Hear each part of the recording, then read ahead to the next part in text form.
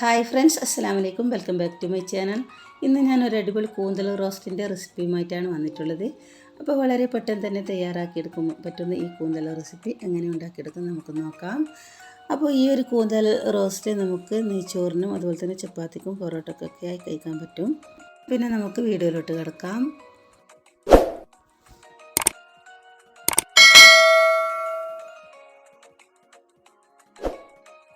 അപ്പോൾ ഞാനിവിടെ കൂന്തൽ നന്നായിട്ട് ക്ലീനാക്കി കട്ട് ചെയ്തിട്ടുണ്ട്. അപ്പോൾ ഇതിൻ്റെ ഉള്ളിലെ മഷിയൊക്കെ കളഞ്ഞിട്ടുണ്ട്. അതുപോലെ തന്നെ മുകളിലെ തൊലികളൊക്കെ കളഞ്ഞിട്ട് മാറ്റി വെച്ചിട്ടുണ്ട്. ഇനി ഇതൊന്ന് നമ്മളെ ഇഷ്ടത്തിനനുസരിച്ച് കട്ട് ചെയ്തെടുക്കണം.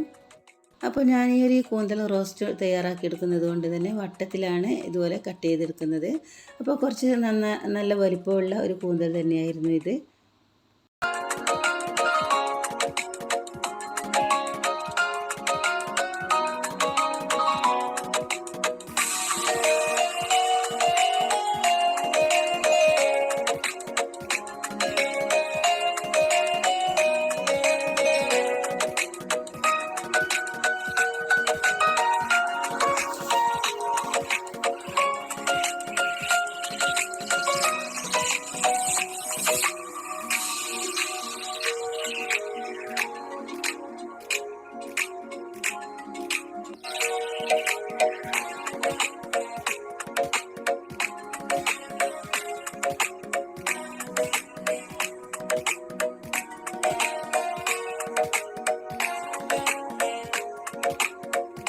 ഞാൻ ഈ ഒരു കൂന്തൽ മുഴുവനായി കട്ട് ചെയ്തെടുത്ത്. അപ്പോൾ അതിൻ്റെ തലഭാഗവും ഞാൻ എടുത്തിട്ടുണ്ട്.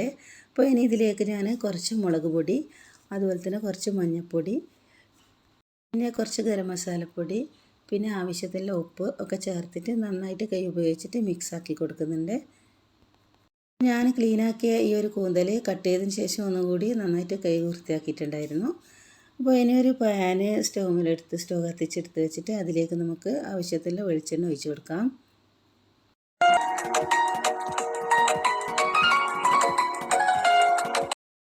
അപ്പോൾ വെളിച്ചെണ്ണ നന്നായിട്ടൊന്ന് ചൂടായി വന്നാൽ നമുക്കതിലേക്ക് ഈ ഒരു മസാല പെറുക്കി വെച്ച കൂന്തലിട്ട് ഫ്രൈ ചെയ്തെടുക്കാം.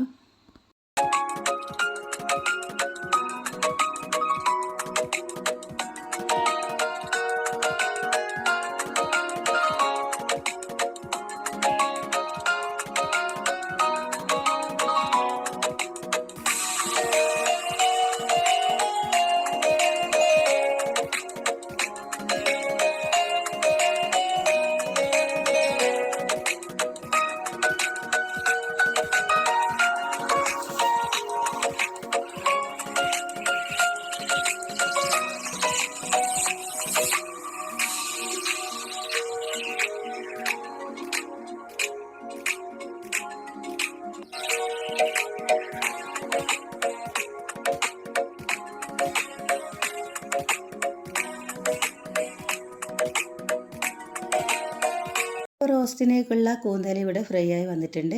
അപ്പോൾ ഈ ഒരു കൂന്തൽ നന്നായിട്ടൊന്നും ഫ്രൈ ആയി വരേണ്ട ആവശ്യമൊന്നുമില്ല, മുരിഞ്ഞ് വരേണ്ട ആവശ്യമൊന്നുമില്ല, ഇത്രയും മതിയാവും. ഇനി ഞാൻ ഈ ഒരു കൂന്തൽ എണ്ണയിൽ നിന്നും കോരി മാറ്റുന്നുണ്ട്.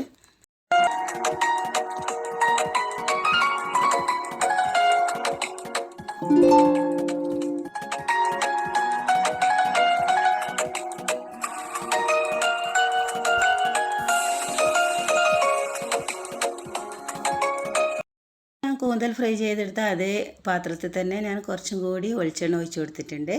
ഇനി അതിലേക്ക് ഞാൻ കുറച്ച് വെളുത്തുള്ളി ചെറുതായിട്ട് അരിഞ്ഞിട്ട് അതും ഇട്ട് കൊടുക്കുന്നുണ്ട്. അതുപോലെ തന്നെ ഇഞ്ചിയും ചെറുതായിട്ട് അരിഞ്ഞിട്ട് അതും കൂടി ഇട്ട് കൊടുത്തിട്ടുണ്ട്. ഈ ഒരു ഇഞ്ചിയും വെളുത്തുള്ളിയും നന്നായിട്ടൊന്ന് മൂത്ത് വന്നു കഴിഞ്ഞാൽ നമുക്കിതിലേക്ക് സവാള ഇട്ട് കൊടുക്കാം. അപ്പോൾ ഞാൻ ഒരു 3-4 സവാള കട്ട് ചെയ്തിട്ട് അതും കൂടി ഇട്ട് കൊടുക്കുന്നുണ്ട്. അപ്പോൾ ഈ ഒരു സവാള ഞാൻ നൈസായിട്ട് ബിരിയാണിക്ക് കട്ട് ചെയ്യുന്ന പോലെയല്ല ചെയ്തിട്ടുള്ളത്, ഒന്ന് കൊത്തി എരിഞ്ഞിട്ട് ചെറുതായിട്ട് കട്ട് ചെയ്തിട്ടാണ് ഇട്ടിട്ടുള്ളത്. അപ്പോൾ ഇതൊന്ന് വഴറ്റിയെടുക്കണം. അപ്പോൾ കൂടുതലായിട്ട് നന്നായിട്ടൊന്നും വഴന്ന് വരേണ്ട ആവശ്യമൊന്നുമില്ല, ജസ്റ്റ് ഒന്ന് കുറച്ച് കളർ ചേഞ്ച് ആകുന്ന വരെ ഒന്ന് വഴറ്റിയെടുത്താൽ മതിയാവും. അപ്പോൾ ഞാൻ കൂന്തൽ ഫ്രൈ ചെയ്യുന്ന സമയത്ത് ഉപ്പ് ചേർത്തിട്ടാണ് ഫ്രൈ ചെയ്തെടുത്തത്. ഇനി ഇതിലേക്ക് ഞാൻ ഒരല്പം ഉപ്പും കൂടി ചേർത്ത് കൊടുക്കുന്നുണ്ട്. അപ്പോൾ ഈ ഒരു സവാളക്കൊക്കെ ഉപ്പ് പിടിക്കാൻ വേണ്ടിയിട്ടാണ്.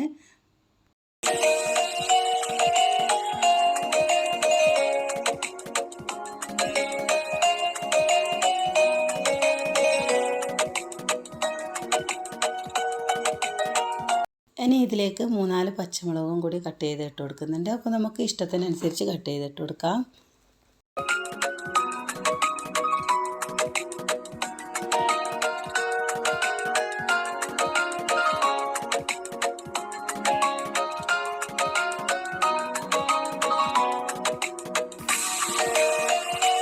ഞാനിതിലേക്ക് വലിയൊരു 2 തക്കാളിയാണ് കട്ട് ചെയ്തിട്ട് കൊടുക്കുന്നത്. അപ്പോൾ നമ്മൾ ഈ ഒരു കൂന്തൽ റോസ്റ്റ് ഉണ്ടാക്കുന്ന സമയത്ത് കൂന്തൽ ഫസ്റ്റ് തന്നെ ഫ്രൈ ചെയ്യാതെ ഇതുപോലെ ഉണ്ടാക്കിയെടുക്കാം. അപ്പോൾ ഞാൻ ഫ്രൈ ചെയ്തെടുക്കുന്നത് കൂന്തൽ ഒരു വെള്ള കളറിൽ എടുത്ത് കാണിക്കണ്ടെന്ന് വിചാരിച്ചിട്ടാണ്. പിന്നെ അതുപോലെ തന്നെ നമ്മൾ കൂന്തൽ റോസ്റ്റ് ചെയ്യുന്ന സമയത്ത് നന്നായിട്ടൊന്ന് ഫ്രൈ ചെയ്തെടുക്കുമ്പോൾ കുറച്ച് വെന്ത് കിട്ടുകയും ചെയ്യും. ഇനി ഇതിലേക്ക് ഞാൻ കുറച്ച് കറിവേപ്പിലയും കൂടി ഇട്ട് കൊടുക്കുന്നുണ്ട്. അതിനുശേഷം നന്നായിട്ടൊന്ന് മിക്സ് ചെയ്ത് കൊടുക്കാം. ഇതിലേക്ക് നമുക്ക് ആവശ്യത്തിലുള്ള പൊടികൾ ചേർത്ത് കൊടുക്കാം. ഞാനിവിടെ ടീസ്പൂൺ കുരുമുളക് പൊടി ചേർത്ത് കൊടുക്കുന്നുണ്ട്. അപ്പോൾ നിങ്ങൾക്ക് എരിവ് കൂടുതൽ വേണമെന്നുണ്ടെങ്കിൽ കുറച്ച് കൂടി കൂടുതൽ ഇട്ട് കൊടുത്താൽ മതി. പിന്നെ കുറച്ച് ഗരം മസാലപ്പൊടി ഇട്ട് കൊടുത്തിട്ടുണ്ട്. പിന്നെ ഒരു സ്പൂണോളം മുളക് പൊടി ഇട്ട് കൊടുത്തിട്ടുണ്ട്. പിന്നെ കുറച്ച് മഞ്ഞൾപ്പൊടിയും കൂടി ചേർത്ത് കൊടുത്തിട്ടുണ്ട്. അപ്പോൾ ഇതൊക്കെ ഇട്ട് കൊടുത്തതിന് ശേഷം നന്നായിട്ടൊന്ന് മിക്സ് ചെയ്ത് കൊടുക്കുക. അപ്പോൾ ഇതിൻ്റെ കുറച്ച് പച്ചമണമൊക്കെ മാറുന്നവരെ ഒന്ന് ഇളക്കി കൊടുക്കാം. അപ്പോൾ നമ്മൾ കൂന്തൽ റോസ്റ്റ് ഉണ്ടാക്കുന്ന സമയത്ത് ഈ ഒരു പൊടികളൊന്നും ചേർക്കാതെ തന്നെ ഉണ്ടാക്കിയെടുക്കാൻ പറ്റും. അത് നമ്മൾ ഒന്നുകിൽ ചിക്കൻ മസാലപ്പൊടിയോ അല്ലെങ്കിൽ ബീഫ് മസാലപ്പൊടിയോ മട്ടൻ മസാലപ്പൊടിയോ ഒക്കെ ചേർത്തിട്ട് ഉണ്ടാക്കിയെടുക്കാൻ പറ്റും. അതൊരു നല്ലൊരു ടേസ്റ്റ് ഉണ്ടാവും. രണ്ട് വിധത്തിൽ ഉണ്ടാക്കിയാലും നല്ലൊരു ടേസ്റ്റാണ് ഈ ഒരു റോസ്റ്റിന്. അപ്പോൾ ഞാനിവിടെ ആവശ്യത്തിലുള്ള ഉപ്പും കൂടി ചേർത്ത് കൊടുത്തിട്ടുണ്ട്. ഉപ്പൊക്കെ നോക്കിയിട്ട് ഇനി ഇതിലേക്ക് നമുക്ക് ഫ്രൈ ചെയ്ത് വെച്ച കൂന്തൽ ഉണ്ടല്ലോ അതും കൂടി ഇട്ട് കൊടുക്കണം. അപ്പോൾ ഞാനതും കൂടി ഇട്ട് കൊടുക്കുന്നുണ്ട്.